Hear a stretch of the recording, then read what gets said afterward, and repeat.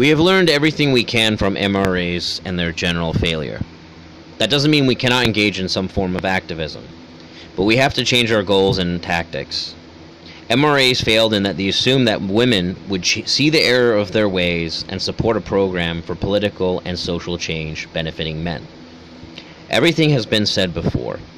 While there will always be more to understand about human biology, Mgtow already has the basics down.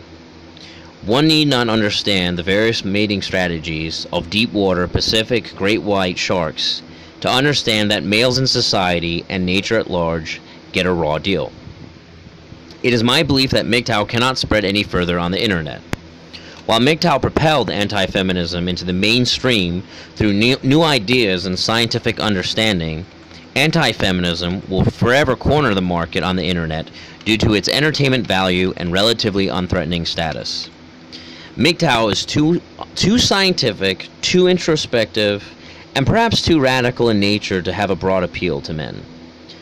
In my experience, the vast majority of men are never going to understand Mgtow or be able to internalize its ideas. Most men are so hopelessly driven by their biological drives that they will never see the chains that enslave them. Paradoxically, Mgtow does not need to be marketed. It is self-evident through arguing pro-male positions. When men have suffered enough, they will seek to understand the cause of their problems. When men feel all the walls of their prison at their every turn, they will begin to question, why are they there in the first place? However, only a minority of men will ever become fully conscious of their position in society. That does not mean change is impossible. The challenge lies in spreading pro-male ideas in a society that is inherently hostile to male sovereignty. MRAs tried doing this, but they went about it the wrong way. Mgtow is, and has to remain, the tip of the spear of a much broader pro-male movement or coalition. We will have to constantly expand our ideas and forward a list of demands. While separating themselves from us, anti-feminists will gradually adopt these ideas and make them their own. It has been this way since Mgtow first appeared. The cycle goes as follows. Mgtow put forward an idea such as the abolition of alimony. The idea receives condemnation and or ridicule from mainstream society. One anti-feminist denounces such an idea as bad for women and unworkable in order to maintain legitimacy and a broader audience. Mgtow responds by explaining such an idea is workable and is not as bad for women and society as anti-feminists assume. Debate occurs within the anti-feminist community and outside the anti-feminist community. Some anti-feminists start adopting said position. Even more debate occurs within the anti-feminist community. Outsiders condemn all anti-feminists for misogyny. Eventually, all anti-feminists adopt the position, realizing they have nothing to lose, and that there's more support for their idea amongst their base than they had originally assumed. Anti-feminists are stuck in a position of criticizing society without being able to offer solutions. They know that society feeds men a shit sandwich, but they also know that the solutions they offer will never be accepted by women and most men. Therefore, they're stuck highlighting the absurdity of feminist positions and demands without having a plan as to how to stop feminism altogether. Without understanding that feminism is an expression of gynocentrism, anti-feminists are stuck to basically reiterating the obvious to a society that never gave a shit about men to begin with. Logic and facts don't matter because men do not matter. Anti-feminists will forever be stuck doing response videos and competing with other anti-feminists to see who can own the shit out of feminists the best and for massive alpha bro subscriber counts. Traditionalists and anti-feminists alike often accuse Mgtow of just being like the feminists. I say, fine. Men need to learn from women. We need to be just as demanding and selfish as they are if we are to stop them from rolling over us. The last century has just been one capitulation after another by men to women, even though men never had that great of a deal to begin with. Men need to stop allowing women to shame and guilt them into servitude. Male pride has gotten us nowhere. I remember getting into an argument with someone on YouTube about circumcision. It was on a thread about the movie Bad Moms, discussing a scene where one of the female characters says to her friend, "If you ever come across a foreskin, just run. It's like finding a loaded gun in the street." The entire video was full of anti-circumcision what the fuck statements. Only a small number of people in the comment section were pro-circumcision. I mentioned that some activists were protesting the movie across the US. One guy in the thread was apparently a therapist of some sort in India. He said that it is stupid to get worked up about a joke when the world is full of problems, more serious problems apparently.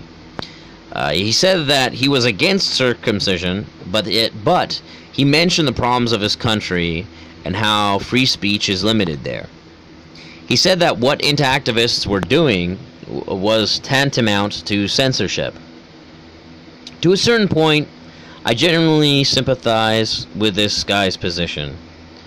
I myself have an extremely morbid, if not disturbed, sense of humor. I hate censorship. At one time, I would have agreed with him. The problem is that men live in a society where they constantly have to watch what they say around women. The greatest threat to free speech comes from the feminists themselves.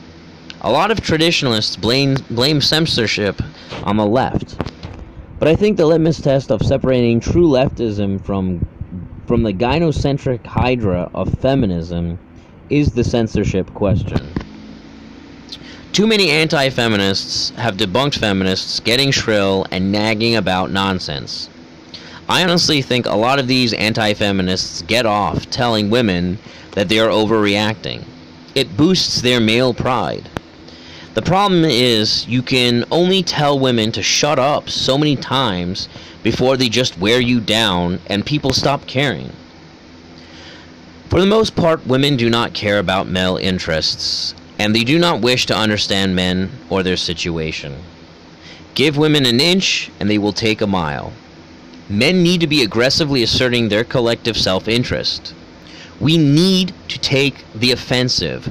We need to control the dialogue. I don't want to censor anyone. If women want to watch films glorifying male rape, castration, and genocide, they should be free to do so. But I should also be free to point out their gross inhumanity and duplicity.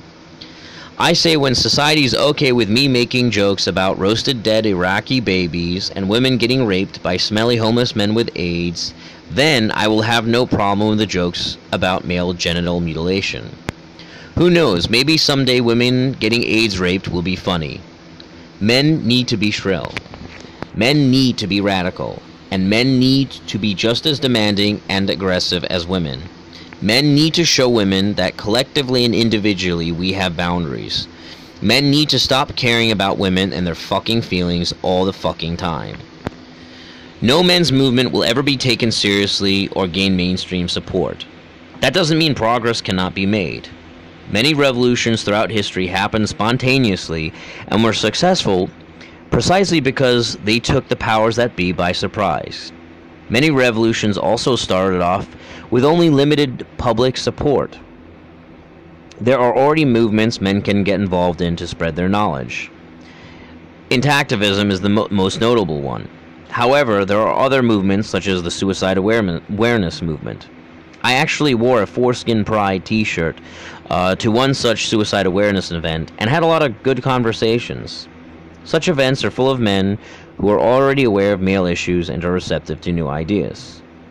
The trick is not to try to recruit men into Mgtow. Labels tend to turn people off. Men who are on the fence only need the right information to guide them in the right direction. Even the men who will never be receptive to Mgtow can be educated on various male issues. The problem right now is that Mgtow is being co-opted by men with their own political agendas. I honestly think that most men do not even watch the videos, let alone try to understand their content. They just appropriate Mgtow terminology to revamp their own worn-out fringe political agendas. Many men just use Mgtow as a safe space to complain about women. Unless we try to give Mgtow some sort of goals and drive, it will become so loosely defined as to be meaningless, at which point it will just die out altogether. It is inevitable that at some point in the future, men will start to collaborate on various business ventures and form various organizations. Men have had to find ways to survive throughout history. I find it really hard to believe that there will be no men who have been just as inventive and as creative as men throughout every time in history. Necessity is the mother of invention. Men with similar outlooks will work together for each other's mutual benefit and survival. A pro-male movement is always going to be small and its impact limited. Mgtow, however, does not need to become mainstream to have influence. It just needs to get off the internet. If 10% of all men went full Mgtow, another 30 to 40% of men would be sympathetic to pro-male ideas, and systemic change would become inevitable. When men see a society deeply divided between men and women, with women holding all the influence, even netherite men with no interest in activism will realize that the juice is just not worth the squeeze. Such men, however, are not going to be reachable over the internet. Only when Mgtow has defined its goals and is aggressively pro-male will it go from the internet to being a mainstream phenomenon.